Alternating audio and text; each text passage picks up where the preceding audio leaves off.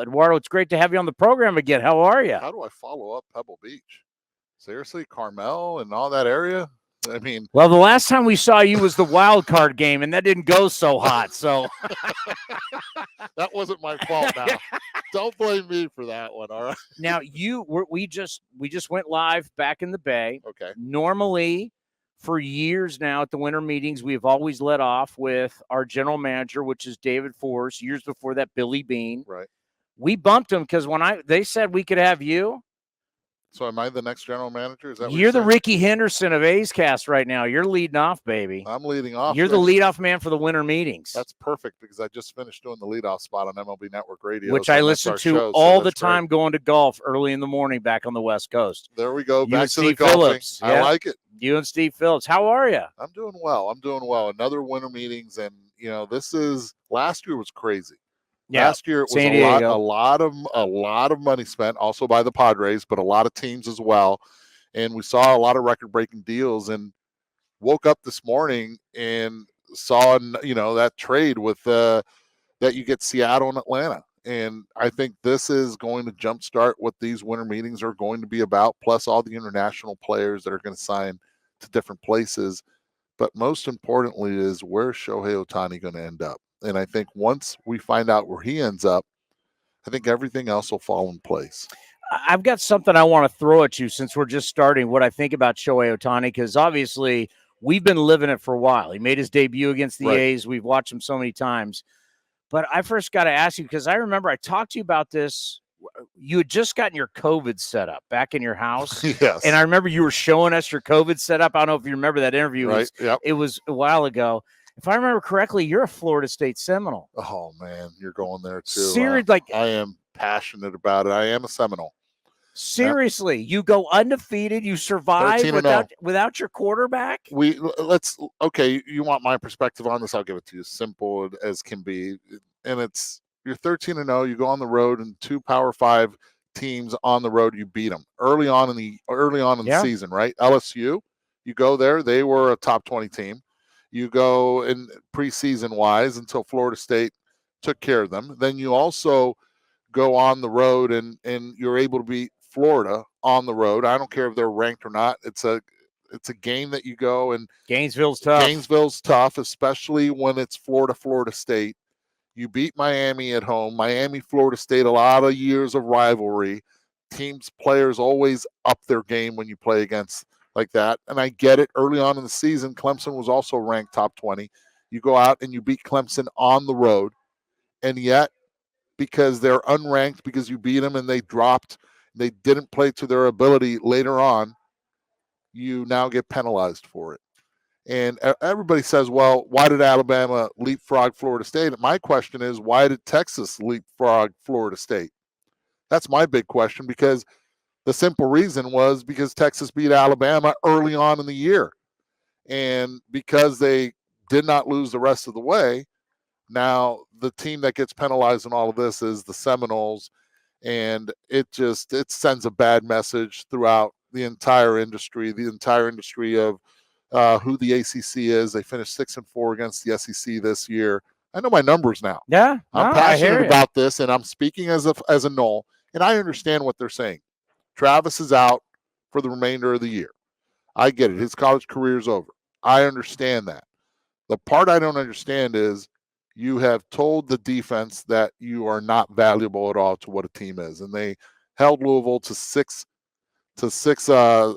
points on the board, no touchdowns. Their defense dominated. They dominated on the ground with a freshman, and they're not going to get an opportunity to win a national championship, and that is sad to see. Yeah, to me, it shows you have a championship roster, and I just want to bring that up because we've been down here in Nashville, and it's funny, you get out of the West Coast, you coming out of the South. It's everywhere SEC we're going, country. everybody. There are a lot of women we've heard talking about it because when the rank, we were at the Titans game yesterday. We've been all over the place. That's so we were at the Titans game yesterday, and that's when the rankings came out, and everybody was abuzz in the stadium about what was going on. So I had to bring it up. Shohei Glad Ohtani. You did. It's not right. I know. Guys should be in the top 4. Shohei Ohtani. We've been dealing with Shohei Ohtani for a while, and I don't think a lot of people truly get it because we sit here and we look at the two-way and we call him the unicorn. People need to understand. I'm a business guy. And you need to understand the business of baseball and what he is worth. It is incredible. Like, we sell Japanese advertising behind home plate when he plays. Everybody makes money off of him. Mm-hmm. So when I bring him up, I say he's like Tom Cruise. You put him in the movie, you're going to make money. And Right. Shohei Ohtani brings you money that no one has ever brought. He brings you the international money no other player has ever brought. The return on investment that you're going to get is what I'm trying to get at for any of the team that signed him. It's unbelievable. We've never seen anything like it. It's unbelievable. Also, the division that he goes to, because they'll play more games. As you said, they'll be able to sell on the road as well. Yeah. It brings them a lot of money. It sort of reminds me of Messi when he went to FC Miami, right? Where all of the sudden, Inter Miami, where all of a sudden it became a spectacle where everybody was involved in this. And I think that's what makes Toronto really interesting, because they're the only team in that country where when you go to Vancouver at 4:00 Pacific time, you're watching in every sports pub, there's a Toronto Blue Jay game going on. He's that important, but not only is he that important, even if you're a general manager and you're not sold on, do I want to invest this much money in one player?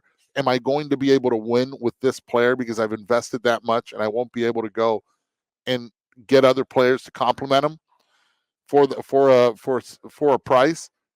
You have to deal with the marketing department. You have to deal with the owner that's going to be right there saying, I want him, do whatever it takes to get him. And by the way, put a competitive team out there. That's hard to do. And that's the part that's a little bit tricky here.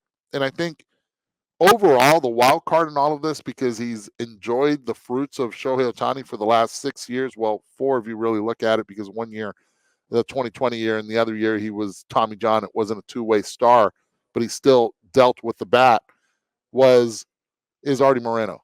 And we've seen in the past Artie Moreno, the owner of the Angels, go out and get Josh Hamilton, overpay for him, go out and overpay for Albert Pujols and give him more years and a lot of money.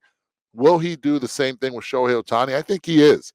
I think he's the wild card guy where in 10 years from now, most likely he won't be the owner of the team. So he might backload an unbelievable deal and let the next owner deal with it. But in the meantime, capitalize on what Shohei Ohtani can bring the Angels as far as marketing. We made the prediction when he got hurt that it brought the Angels really back into play, because this is the medical staff he's dealt with. These are the people that he's dealt with. This is where he's been comfortable. Right. He loves living in Orange County. Just felt like it brought him in play. Now the Angels made all those salary dump moves late in the season. They've gotten under one of the levels of the cap. So it's going to be interesting. The Dodgers, but then I think of like San Francisco. You think of all the you think about the Japanese airlines flying into San Francisco or Seattle. That's what I'm saying. You think about Japanese banks that are in San Francisco and Seattle. These are all the things that you're thinking about beyond just when is he going to be able to pitch? When is he going to win games? How many dingers he's going to hit? It's how much. I mean, he's a human cash cow. It's like Tom Cruise in Top Gun 2. You put Tom Cruise in the movie, you make money not only here. You make money not only here, but it's the international money you make with Tom Cruise being in the film. 100%, and I'm not talking about the sunglasses. What I am saying, though, is just imagine now you look at the tax perspective of it, right? San Francisco being California, cost of living there as well. Your money goes a lot longer in Seattle or in Texas, two other teams that are rumored as well as with Shohei Ohtani. And then you look at the move that the Seattle Mariners are making, right? They dump Eugenio Suarez's salary. They dump, again, salary yesterday from Marco Gonzalez and also Evan White. So that right there, Evan White's owed $15 million for the next 2 years plus a club option. Did you forget about him? I had totally forgot about him. I know. He's one of 5, right? He's one of 5 that ended up signing a deal before he even got to the big leagues. And I think the Atlanta Braves took him just to say, okay, you know what? We'll take Kelnick because we want him. Yeah. And, oh, by the way, you're going to give us a left-handed starter that's 31 years young in Marco Gonzalez that he could revamp in Atlanta. They'll make him better there. He'll be better there. I really do believe that. Travel's a lot easier, believe it or not, when you're not out west, especially in the great Northwest as it is in Seattle. So that plays as well. I think if Shohei Ohtani would go to the Central, I think Chicago, if they were to sell and have Shohei Ohtani sit down in front of them, they can say, look, not only can you be that two-way player when your arm gets healthy next year, but the travel. You know how much time you spend in the air being out west? Oh, yeah. If brutal. you're in Chicago, it's a 55-minute flight to St. Louis. It's an hour flight to Cincinnati. It's a 35-minute drive to Milwaukee. I mean, just start, an hour, but the way I drive, 35. Yeah. But it's it's a shorter distance. Your life expectancy on the field, because your body's not going through these 5-6 hour flights, depending on the jet stream, always going back west from playing in the Central or way out east. It's a game changer. It's a game changer. That's how I would sell it if I'm one of the Central teams out there. And the only team I think that can compete is the Cubs. That's why I mentioned the Chicago Cubs. And if you're out east, good luck in trying to get them, I think. Right now, I think with this trade, I think Shohei Ohtani is not going to be a part of the Atlanta Braves. I don't see Atlanta making a play for him. But I do see the Angels. I do see the Cubs. I do see Seattle, Texas. And I think that's pretty much it. Toronto you brought up. I brought Toronto as well. You're That's right, Toronto, because it's the entire country. It's an international city. Those 5 teams right now are the teams that I see that have the ability to be able to get Shohei Ohtani and win when it comes to the marketing side of it. I don't know if they get him, they win as far as a championship with him. I don't see that happening. Do you give up a ton of prospects for Soto now, or do you wait and bid for him as a free agent? If I am in the position that I know that if I have a Juan Soto for 600 plate appearances, I go trade him now. Prospects are that until they can prove themselves at the big league level. And I am not holding back in order to win a World Series championship. The difference, the money-making ability is great, and I know Soto most likely, he's waited this long. He's projected to make $33 million this year. I don't see him signing a multi-year deal with a team that he just gets traded for. So he's going to go to free agency. But if I am the Toronto Blue Jays, that's another team that I have to involved in this. If I am the Seattle Mariners, I have to think Juan Soto. I got to tell you, I love listening to you guys in the morning on the way to the course. You guys do a great job, because out west it's early, right? It's very early. We get surprised when we get a call early morning from, hi, it's who was it? It's Scott in San Diego. Yeah. I'm like, wow, you're up early. Because you guys transitioned to the Duke and Farron, who we love having on the program too. It's I'm telling you, Sirius XM year-round, Channel 89. I think your guys' coverage of the entire league, what you guys do, especially you and Steve Phillips, you former player with the guy that, and I love, Steve Phillips played a little bit in his time too. Yeah. Oh man, we have to hear about that all the time. He's always giving you his minor league statistics. I listen. You know what though? What a heck of a partner though. And what I look forward to waking up in the morning. My wife actually gets a little bit, she's like, really? You're getting up again? I love mornings. And she, 7 years ago, I think it was 8 years ago, she said, look, if you're going to get another job, and make sure you're at the house doing it, because this traveling all over the place is ridiculous. And obviously I do the Sunday night baseball, and I was doing before Monday night and all that. She's like, this traveling stuff is getting you old. Stay at home. And then all of a sudden this opportunity came to be able to do MLB Network Radio and work with Steve. And she's like, wow, you really love this, don't you? I'm like, I love it. And I go to sleep late. I stay up and I watch all the West Coast games. And with 3-4 hours sleep, let's go. Let's do the leadoff spot in the mornings. And it's a bright day. Well, I know at some point you're probably going to be a manager, but at that point we will lose a terrific broadcaster, because your career from a player to a broadcaster has been phenomenal. So I know someday you will manage. We will miss you when that day comes. Well, I appreciate that, but it still keeps me in the game, what I do now, and I love what I do now. By the way, my heart goes out to all the A's fans out in the Bay Area, because I know what baseball has meant to the fans there, the loyal fans there. I was there in the 1990s watching the World Series, Oakland against Cincinnati, as my dad was coaching with the Reds. And man, first of all, one of the most beautiful stadiums before they closed it for the Raiders and all that. They just crushed it.